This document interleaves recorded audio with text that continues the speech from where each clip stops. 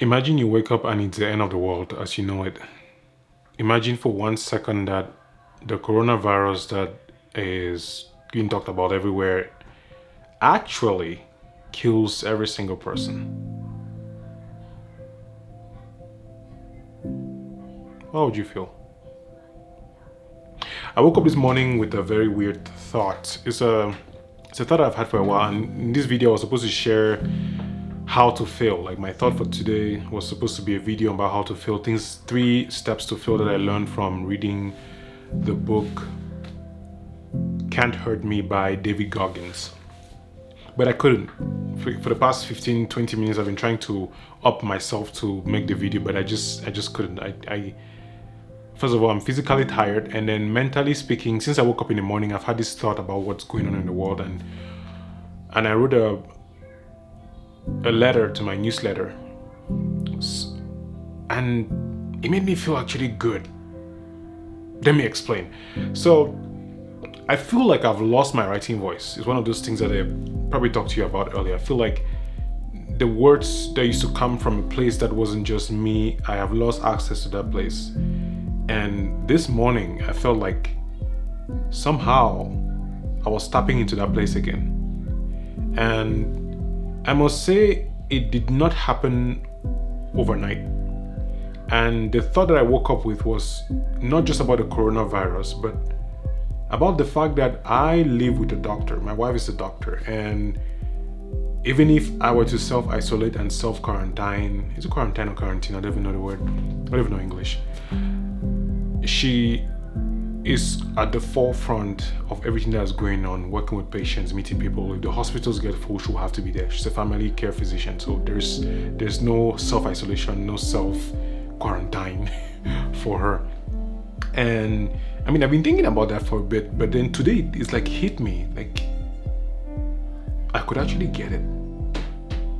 I mean, everybody is saying, and people are talking about, if you're elderly and if you have a compromised immune system, you're more likely to get it. It's true. There's all this science and everybody's talking about it, and everywhere Italy's locked down, and there's North Korea or South Korea and China, and Europe is getting its people back, and Cameroon just announced today that universities are going to be closing down and travel is going to be regulated and things like that.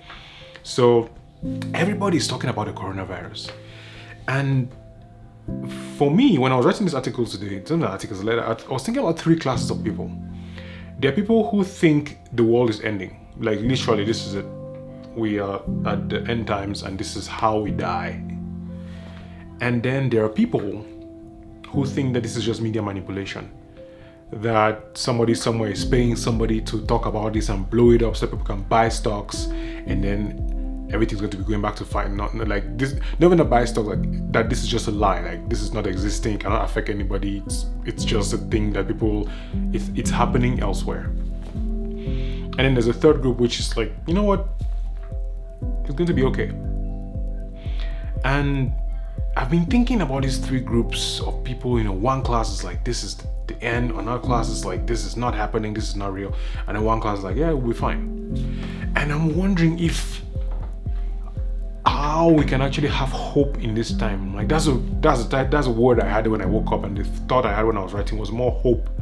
It wasn't like, this is the end, we're dying, or this is not happening, it's a lie, or my wife is going to bring this to me, I'm going to be sick. And I mean, as I was thinking about it, I was thinking about the fact that just 3 weeks ago I had this cough, and I was coughing and I was sick. Actually, I had to stay off work for like 2 days, and it was terrible.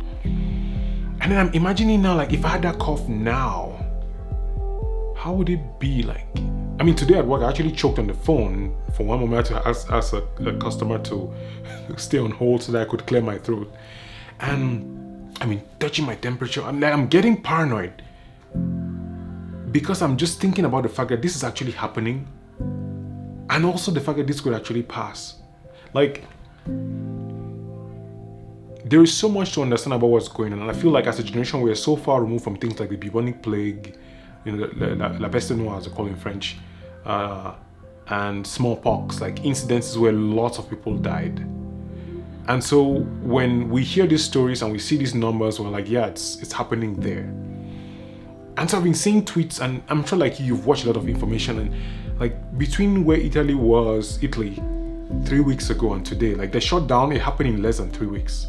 And there's been this tweet thread and people losing their jobs and all this happening and people getting locked down and people feeling like they should be getting tested and the tests are not very happening. Like there's so much happening that warrants panic. Like honestly, if you really consider it, if you're somebody who's worried, generally speaking, without things, if you're like an anxious person, this actually makes it worse. And when I dig deeper into that feeling, when I dug into the feeling to sit down and write, I was thinking about the fact that if this is the end, if God decides that this is it, there's nothing anybody can do about it. And I'm not trying to be pessimistic. It's more like more of that acceptance of if this is how we are going to die, this is how we're going to end. Okay, cool. But then the next step is, okay, if this is how I'm going to die, or if this coronavirus makes me think about death or the end of the world, how do I want to spend the rest of it? How do I want to, quote, make use of it? Because it's dire and people are dying and it's probably not going to get close. And there are experts saying that, around summer, in like 3 months, it's going to be better, like based on the way things work and science and numbers, there's an outlook that things are going to get better. But before it gets better, it's going to get worse.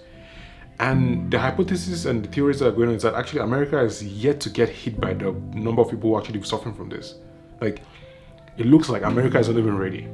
And I'm going to put a link to a podcast by James Altucher, where he talked with Dr. Marty, one John Hopkins doctor, who actually wrote a book a couple of years ago about the fact that America is not prepared for things. And it just got me thinking, like, this is actually happening. This is happening here. I was in a group chat with my family, and my siblings have been asked to go to the house, and like, how will we travel in the bus that's going to be packed full of people?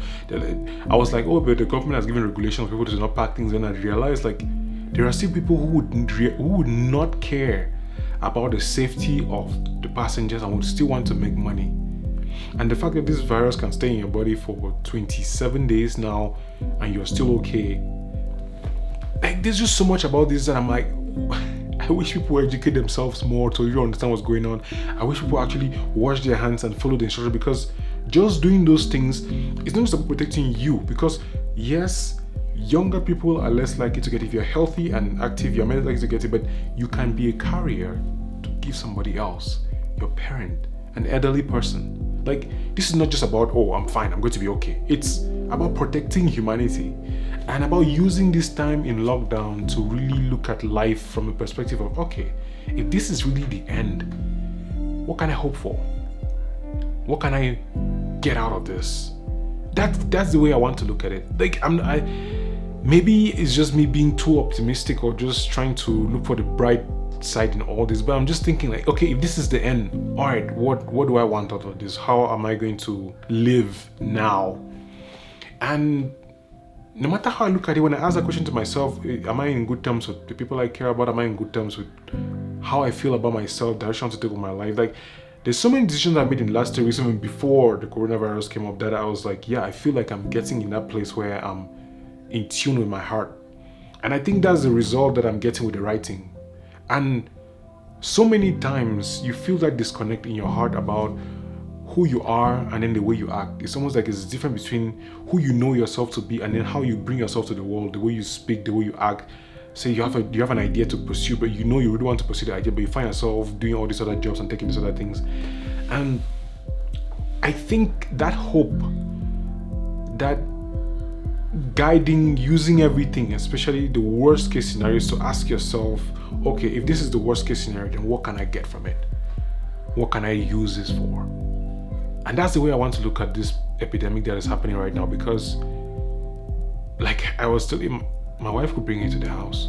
I could bring it to the house. Anybody could bring it. I work, and at my work site, they've decided to move more of the, because I work as a customer service agent, I don't know if I've been talked about this, decided to move the people, I'm losing my words, to move employees home, to actually work from home. So they're giving equipment and having people actually stay in the houses and work. And I thought that was pretty cool, like really looking out for the safety of people, and business has to go on. At some point, you think that it's like capitalism. This is America. You have to, no matter what happens, you have to keep working. This is America. This is how you handle it. A capitalist society. But then I'm like, the landlady will still come for her rent. this has the potential to blow over. What do we do then? Do you just sit and wait? And how do you eat? How do you feed? How do you take care of your home? How do you prepare for when things blow down? Because they will. Right now, there's no toilet paper anywhere. There's no food. I actually had the hope that this was going to bring us more together as a human, mankind. But then I'm a little bit disappointed. Like, I will not lie. I'm a little bit disappointed by the way we are reacting as human beings. Like, being irresponsible, hoarding things. And I'm just seeing here in America, like, hoarding things and people locking off their borders.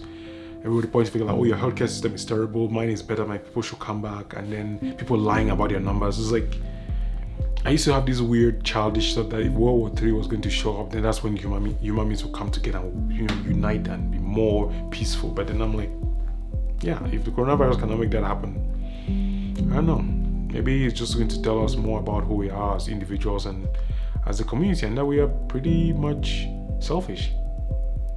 Yeah, that went dark really quickly. This video is about hope.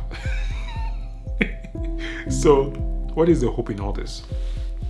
That we would take time and think about what we want to do, and take time and look at where we are, if we're in line with who we are really. And for me, that's the hope, that when we were forced to stay at home or forced to I don't know how to pronounce this word, quarantine, we would consider more of our feelings and really go back inside there and use that stillness, because I intend to. For me today, I had a phone call to plan to write my book, and then I realized I need to raise money to get it done. And it felt right, because the whole world is panicking and I am panicking in my own way. But then I'm like, okay, if I panic now and I don't follow my dreams, then when will I do it? When everything's going to be fine?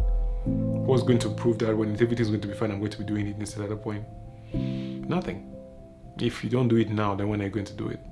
So the message of hope, without making this video too long and too dark, is that everything seems pretty hopeless. Yeah, every news outlet you turn, they'll tell you something terrible is happening. People are dying. Be safe. Don't greet people. I think you should actually be more responsible, educate yourself on the disease and on the virus, and then take measures. I think if every single person took measures, we could actually beat this faster. Like, I'm not an expert, and being married to a doctor doesn't make me a health professional in no way. But I just think that if we actually follow what the World Health Organization is saying, and health experts and other people actually know what they're talking about, we'll be okay. And yeah, this video is already 30 minutes. And I should not put in this part in the video. What am I? So yeah, I don't know if you noticed, but I've changed the setting of the room, and I'm still packing things. And I needed to make this video to get it out there, because I'm in that place where I'm feeling it. I'm feeling that I'm coming back to myself in my writing. So I'll put a link to the article itself. Like, that's the one thing that you can do for this video if you like this video. And if we haven't met yet, my name is Kamga, and I'm a writer. And I'm working on my book, my first non-fiction book. And for me to do that, I need to raise money to actually, it's a long story. But one day I'll tell you about it. But today, I wanted to share a message of hope that if you're watching this video, it means you're okay for now. And you should make use of it. I really think you should. I think take the time to lay low, think about where you want to be, think about your relationship with your family, your environment, with God, and just think about things and take some measures. I mean, take courses online, read books, reflect, journal. Like, you can make use of this time to really come out stronger, because this will pass. It will pass. If it passes for all of us, it will still pass, but it will pass eventually. So would you rather prepare for it, brace yourself so that when it does pass and you're still here, you can bounce back? Or would you want to just give up and then just be like, it's the end of the world, let's just forget about everything? It's really up to you. I think we can do better. And yeah, so I'll see you next Tuesday. And I'm very excited. I know I don't sound like it, but I'm excited because I feel that I'm coming back to that place where what I think, how I express my thoughts, my writing, a lot of things are coming into place. Like, a machine that was a little bit moved, and now things are just. That was probably the worst sound effect you've ever heard in a bit. But yeah, I'll see you in the next Tuesday. If you haven't subscribed to the channel yet, now is a good time to subscribe. I post videos here every Tuesday, and this was just a special video to talk about hope. I know it's pretty dark, but there's something in there. Just go back and watch it again if you didn't get what I was saying about, what you could actually use this period for. And I'll talk to you in the next video. Bye.